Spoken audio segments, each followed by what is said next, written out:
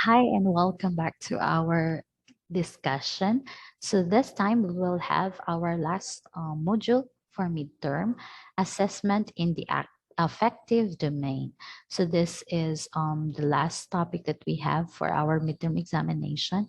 So make sure to watch and learn in this video.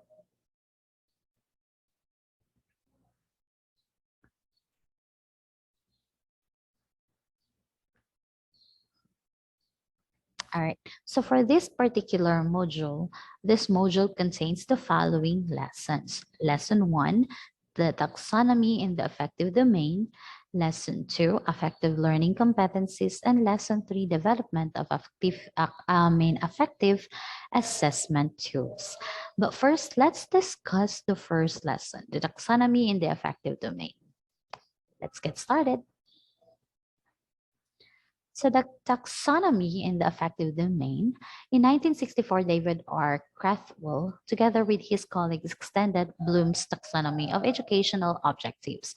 So as you could remember, on the first part of our discussion, especially on prelim, it is about Bloom's taxonomy. But on the affective domain, actually, David R. Krathwohl, together with his colleagues, make sure that they are able to develop Bloom's taxonomy of educational objectives. And this is the affective domain, and it actually has our affective domain refers to the way in which we deal with situations like emotionally, such as feelings, appreciation, enthusiasm, motivation, values, and attitude. So in this lesson, we will dig deeper on what is the taxonomy of the affective domain. Okay, so the categories, levels, definition, and examples are actually given as follows. So on this first column here, as you can see, this is the category or level. So if you could still remember in the affective domain or the pyramid of affective domain, it would be from receiving, responding, valuing, organizing, and characterization by value. So in this in this category or level, the next column will be the definition. So the definition of each level and then examples of each level. So first is, let's try the receiving. Receiving is concerned with student sensitivity to the existence of certain phenomena and stimuli. So that is with students' willingness to receive or to attend to the stimuli. It is categorized in three subdivision actually. First is awareness of the phenomena. Next is willingness to receive the phenomena. And last is controlled or selected attention to phenomena. So the example for this one will be student does mathematics activities for grade. So receiving, this is let's just make it shorter. Receiving actually is the level or the very first level in the pyramid wherein students are just receivers. So tinatanggap lang nila yung mga information at that time. And receiving, because they have actually like three levels, right? The awareness, willingness, and control. So in this one, the student will actually do mathematics activities. Like for example, um, either it is because of the grades or probably selected activities lang din ng mathematics. So yun yung receiving. While on the other hand, responding is the concerned with responses that go beyond merely attending. So it is much deeper. So it is the student now is not just receiving the ideas being given by the teacher, but at this time they are also responding. So student gives special attention to the discussion of mathematics lessons to be able to answer the activities. So at this point of time, the student will have the ability provide the most of his attention or her attention, because the student wanted to make sure that they are able to answer the activities. The next is the valuing. Reflects the student's holding of a particular importance or value. So again, I'll just make it as short as possible na lang dito. So valuing, this is the time wherein the student are able to provide importance and value of the said particular event, phenomena, or idea.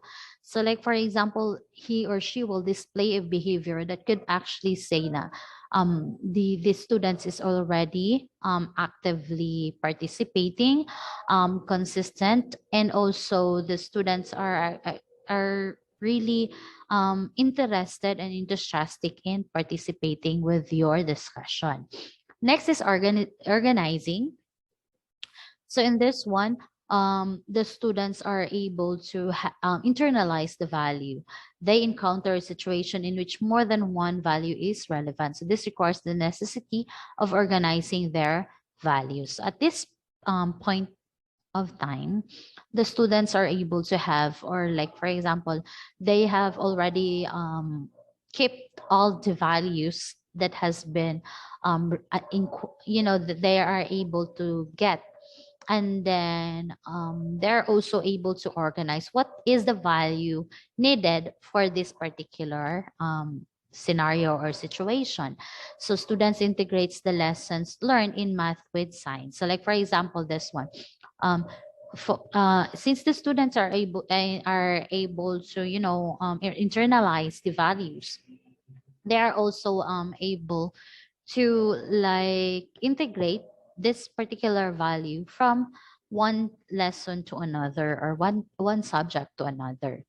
Then next is characterization by value. Internalization by taken has taken place in an individual's value hierarchy to the extent that he or she can be characterized as holding a particular value or set of values. So in this time, student applies the lessons learned in mathematics in daily activities or real life scenario.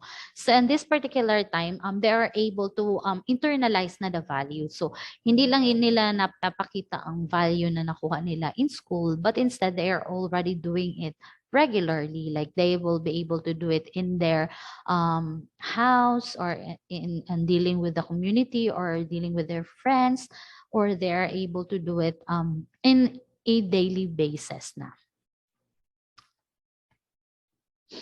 Moreover, given below are the sample behavioral verbs appropriate for the affective domain. So these are actually the verbs that you could use in doing or writing an objective for affective domain. So the same: receiving, responding, valuing, organizing, and characterization on the first column or the category. And then the second column will be the behavioral verbs. So it is important na i-keep ninyo ito, kasi these are actually being used especially in writing a lesson plan, because affective domain does not really consist of value the importance of, kasi yun yung lagi kong nakikita sa mga lesson plans. And I've been very honest right now. I mean, I will be very honest. I also used that before.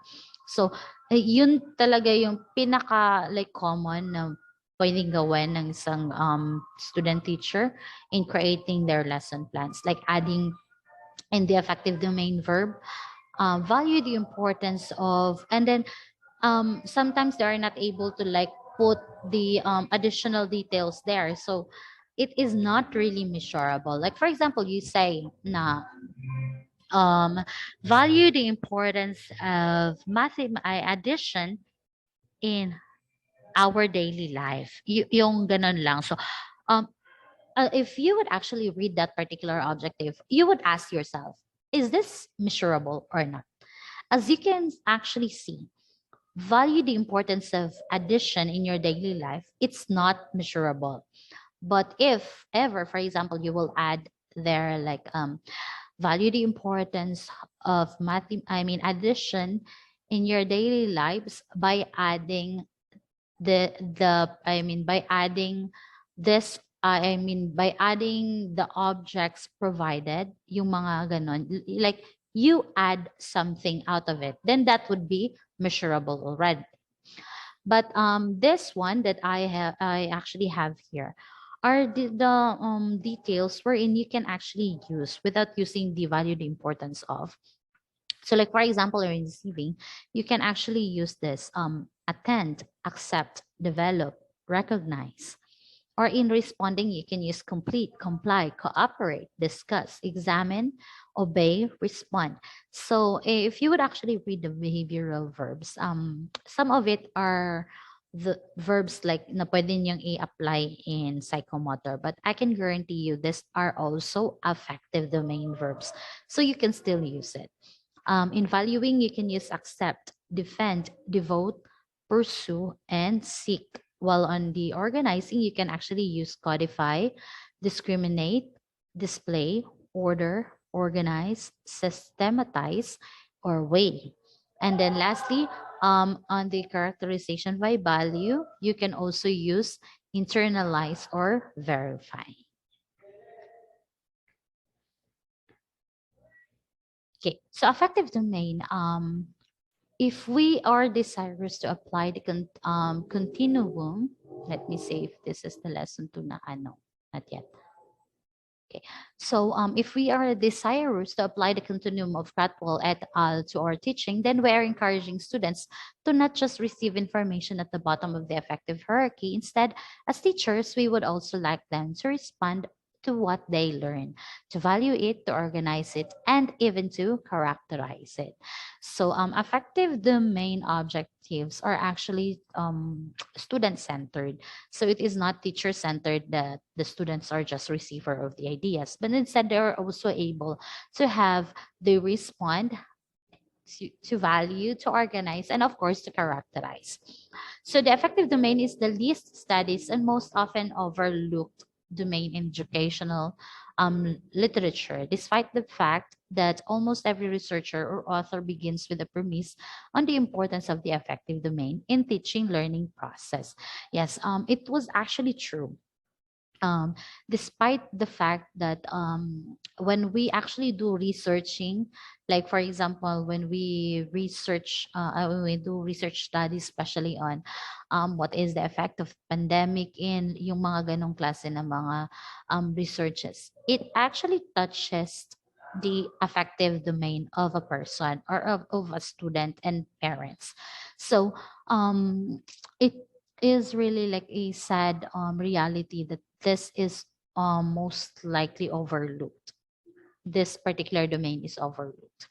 But honestly, this should be or this should have the biggest importance, since cognitive ability and psychomotor ability or skills will not be developed unless you also develop the affective domain. So the reason actually perhaps is the fact that affective domain is the most nebulous and the hardest to evaluate among Bloom's three domains. So traditional assessment procedures, for instance, concentrate on cognitive aspects of learning, and as teachers, majority of us typically focus our efforts on the development of tasks and instruments for measuring cognitive learning. However, it is important to realize that by tapping the potential of the affective domain in enhancing learning, we increase also the likelihood of real and authentic learning among our students, which is true, di ba? Okay. If we would actually read out the records of all our teachers, you would see there that we value or we have the most importance on the cognitive skills of the students, which is not really bad. It's just that it is also important that we tap the the affective domain of the students, because in that way, if they were actually being tapped, then there is really a high possibility that they will also do their best on their cognitive and psychomotor domain skills. So similarly, students may experience affective roadblocks to learning that can neither be recognized nor solved with using a purely cognitive approach. So yes, mainly there are instances na if ever we are not able to provide the students the topping of their affective domain or their emotions and feelings, then there is also an instance that the student will have the lack of ability, like roadblocks in performing better because of it. So it's important that we, as future education, I mean, you as future educators, you will do your best to help your students. Okay. All right. So congratulations. That was the end of our lesson one. So just make sure to check out our next topic so you will have all the details needed. Bye for now.